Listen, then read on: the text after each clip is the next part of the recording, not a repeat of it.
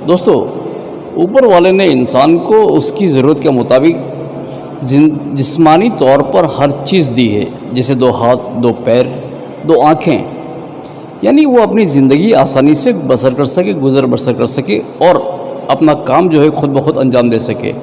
लेकिन कई बार हादसों में या ऐसा होता है कि इंसान जो अपने जिस्म का एक हिस्सा गंवा देता है, ऐसे इंसान को ज़िंदगी जीने में बहुत तकलीफ़ होती है, बहुत दुश्वारियाँ पेश आती है। लेकिन इंसान के साथ इंसानियत भी दुनिया में ज़िंदा है और आज हम इसकी एक ज़िंदा मिसाल देखेंगे बड़ौदा के पास में आए हुए दशरथ गांव में, जहां पर आप देखोगे कि यहाँ एक फाउंडेशन चल रहा है जिसका नाम है इनाली फाउंडेशन। इनाली फाउंडेशन जो बरसों से एक काम कर रहा है कि जो लोग जिनके जिस्म के कोई भी हिस्से, हाथ या पैर वगैरह नहीं हैं, वो उन लोगों को बुलाकर यहाँ पर अपनी जानिब से लगा कर देते हैं और उसमें ख़ास तकनीकी हिसाब से जो प्रोग्रेस होता है, उसमें नए जो वर्जन आते हैं उस तरह से लगा के देते हैं। जैसे कि पहले जब हाथ लगाया जाता था तो वो सिर्फ शो के लिए होता था, जिसमें इंसान कोई काम नहीं कर सकता था। लेकिन यहाँ पर जो टेक्निक की वजह से जो हाथ लगाया जाता है वो इस तरीके से है कि जिसमें इलेक्ट्रॉनिक बटन दिए हुए हैं कि उस बटन दबाने से इंसान की फिंगर्स, उसकी जो उंगलियां हैं वो काम करने लगती है। किसी चीज़ को अगर वो पकड़ना चाहे तो पकड़ सकता है, अगर उसको छोड़ना चाहे तो दूसरा बटन दबाकर उसे छोड़ भी सकता है। और आगे यहाँ पर जैसे जैसे नई टेक्नोलॉजी आती जाती है, इसी तरीके से वो लोग इसमें भी इजाफा करते जाते हैं। इंसान के हाथ और पैर, ये सभी चीज़ें जो है वो यहाँ पर पैसे लिए बिना एक इंसानियत के नाते अंजाम दे रहे हैं। तो दोस्तों, आइए आज यहाँ की मुलाकात लेते हैं और देखते हैं कि ये काम का किस तरीके से करते हैं।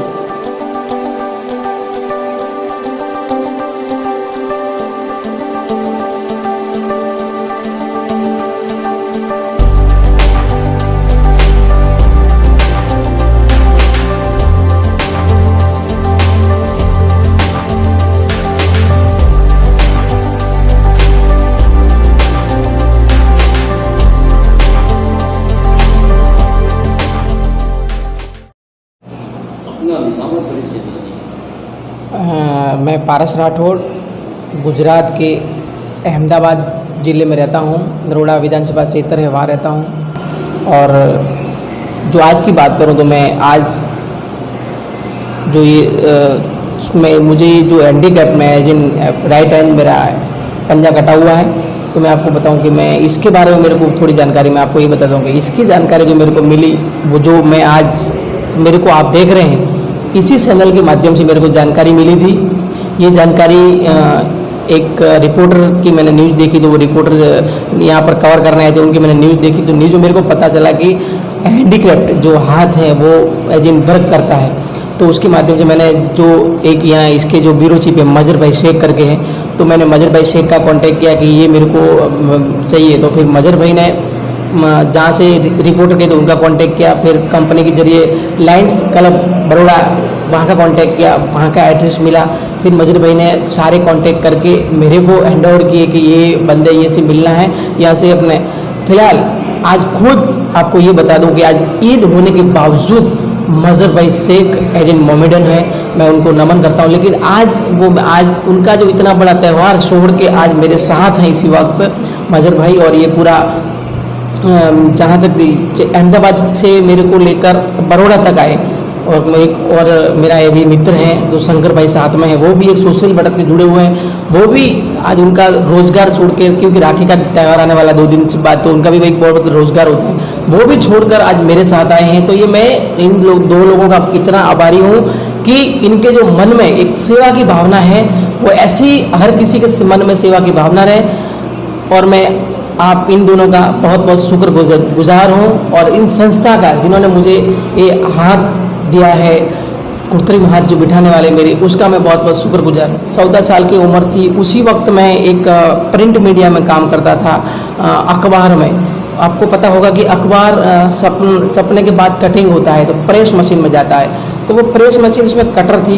तो 2003 में 11 तारीख को जुलाई के महीने में था और शाम को मैं 5 बजे के करीब ये एक मशीन साफ सुफ कर रहा था। उसी के दौरान लाइट गई और फिर लाइट आने की वजह से मशीन ने जो झटका लगा वैसे ही वो मशीन प्रेस हुई और उसमें मेरा हाथ चला गया। तो मेरा राइट हैंड पंजा अभी फिलहाल कटा हुआ है। मेरी कंपनी जहाँ से मैं जॉब करता था उसी कंपनी के मालिक ने मेरे को एक प्लास्टिक की हाथ मतलब लगवाई थी, क्योंकि उसी वक्त हमने कोई केस वेस नहीं किया था इसलिए उन्होंने लगवाई थी। तो बट वो ऐसे फ़र्क नहीं करती है। ऐसे मैं मैं आपको बता दूं कि मैं खुद एक रिपोर्टर हूँ, एक निजी चैनल में कार्य करता हूँ। अभी NB न्यूज़ चैनल से मैं रिपोर्टर हूँ। मैं कई अखबारों में काम किया हूँ और अभी मैं निजी चैनलों में काम कर रहा हूँ रिपोर्टर के तौर पे। तो मेरे को माइक वाइक पकड़ने के लिए ये सब काम लगता है, तो उसके लिए मेरे को थोड़ा बहुत मदद होता है। लेकिन मेरे को ये भी पता चला कि भाई इससे भी ज़्यादा बेटर इसी जो अभी हाथ लगने वाली है वो उसमें मेरे को और भी फायदा हो रहा है। तो मैंने सोचा कि आज ही के दिन, ईद के दिन ही मैं ये हाथ लगवा दूँ। जानकारी के माध्यम से देखा है कि वो वर्क करता है हाथ। अब जब अभी मेरे को लगेगा, जब मैं प्रैक्टिस करूँगा तभी मेरे को खुद प्रैक्टिकल करूँगा तब पता चलेगा कि कितना अनुभव है। लेकिन जहाँ तक मैंने सुना है तो बहुत अच्छे पूरे मतलब शरीर का जो कार्य होता है वो कर सकता है और हाथ पूरा ऐसे मूवमेंट करता है। जिनका कहना है कहा है कि ये हाथ मूवमेंट करेगा, वो हाथ मूवमेंट नहीं कर रहा था। जो मेरे पास है फिलहाल वो मूवमेंट नहीं कर रहा था, लेकिन बट ये लग रहा है, इनका कहना है कि ये मूवमेंट करेगा।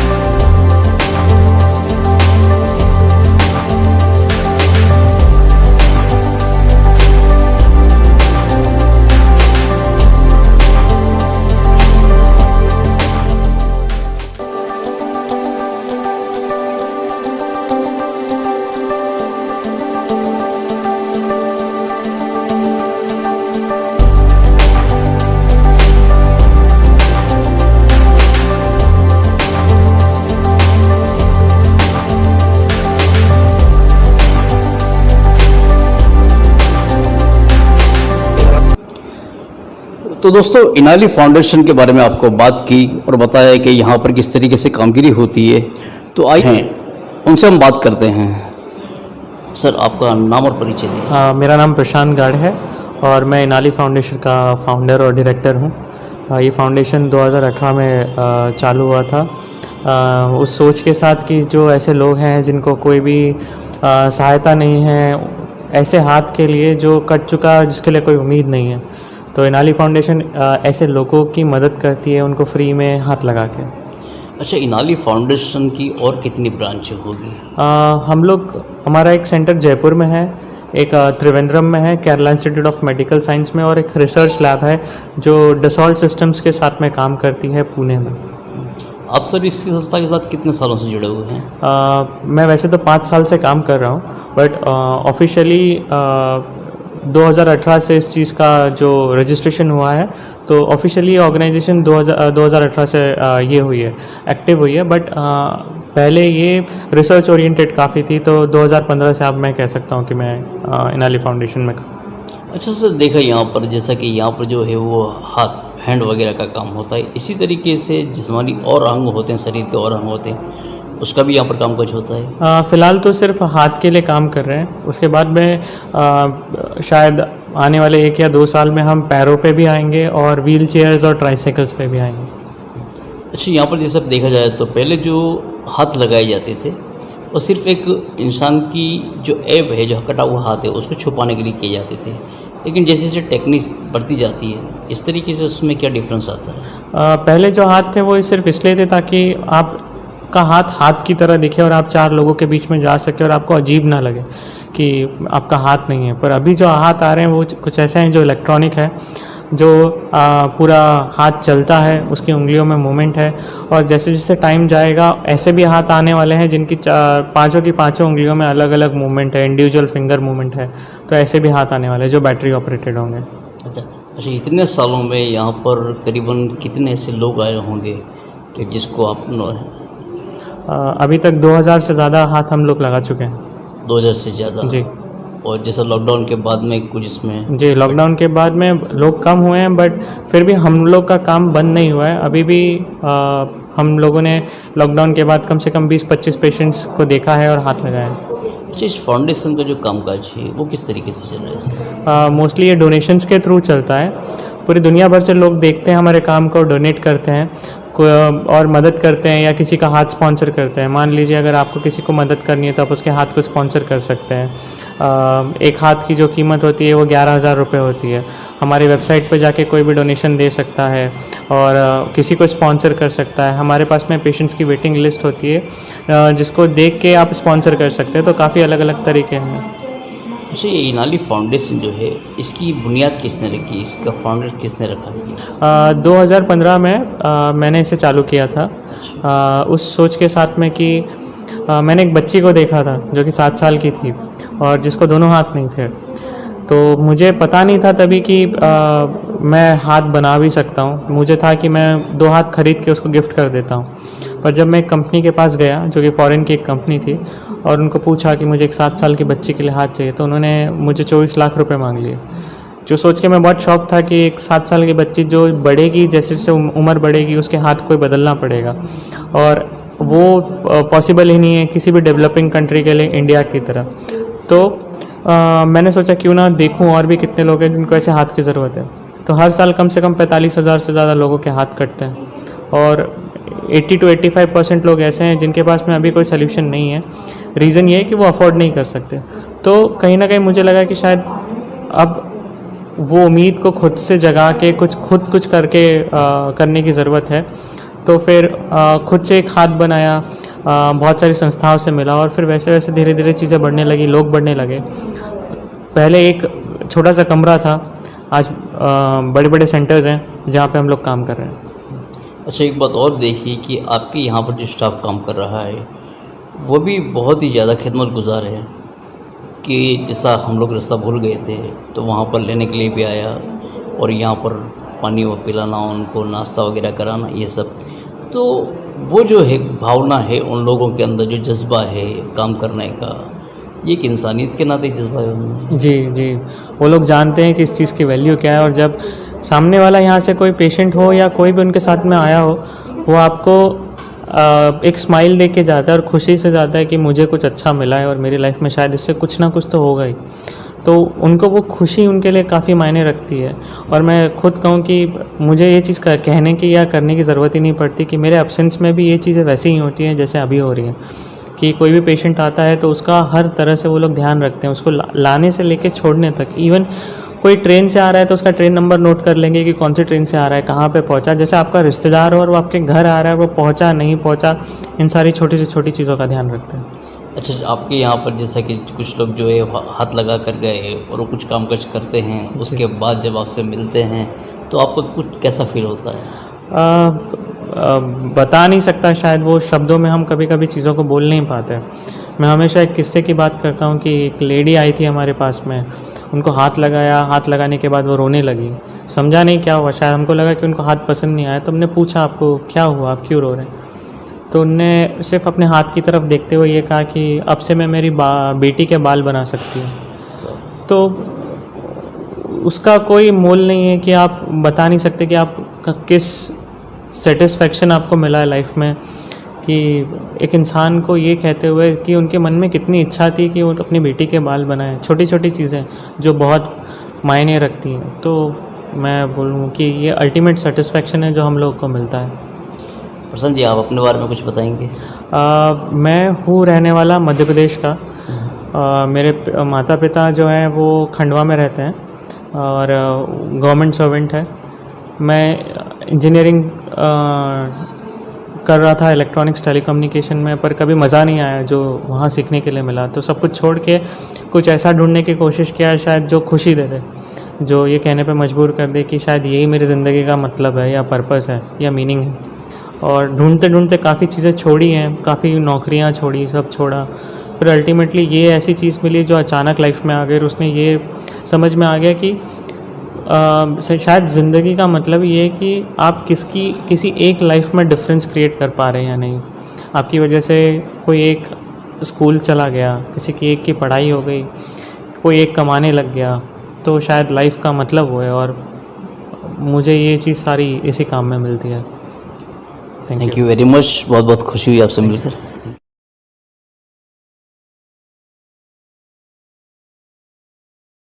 तो दोस्तों, आज हमने देखा कि बड़ौदा के पास में आए हुए दशरथ गांव में इनानी फाउंडेशन की आज हमने मुलाकात की और यहाँ हमें एक इंसानियत की जिंदा मिसाल देखने को मिली।